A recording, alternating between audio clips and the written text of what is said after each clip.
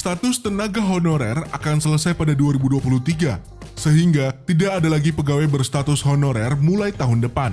Hal ini disampaikan langsung oleh Menteri Pendayagunaan Aparatur Negara dan Reformasi Birokrasi atau Menpan RB, Cahyokumolo. Cahyo mengatakan bahwa status pegawai pemerintah nantinya hanya ada dua jenis, yakni pegawai negeri sipil atau PNS dan pegawai pemerintah dengan perjanjian kerja atau PPPK, di mana keduanya disebut sebagai aparatur sipil negara atau ASN. Terkait tenaga honorer, melalui PP atau peraturan pemerintah diberikan kesempatan untuk diselesaikan sampai dengan tahun 2023, ujar Cahyo.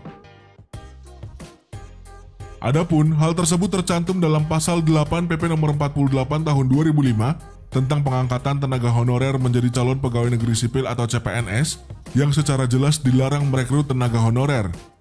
Selain itu, hal ini juga masuk ke dalam pasal 96 PP nomor 49 tahun 2018 tentang manajemen PPPK yang menurut Cahyo dengan adanya rekrutmen tenaga honorer ini akan mengacaukan hitungan kebutuhan formasi ASN di pemerintah.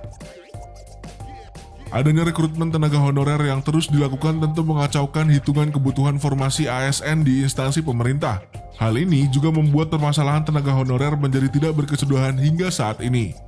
Oleh karenanya, diperlukan kesepahaman ataupun sanksi bagi instansi yang masih merekrut tenaga honorer, ujar Cahyo.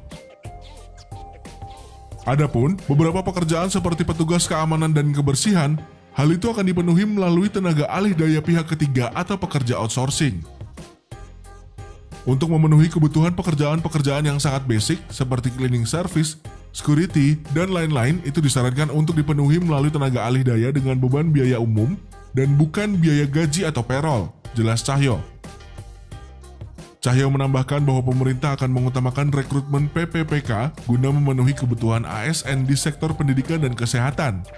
Selain itu, pemerintah juga akan mengkaji secara menyeluruh terkait dampak dari transformasi sistem pemerintah berbasis elektronik atau SPBE yang akan ditetapkan di seluruh instansi pemerintah.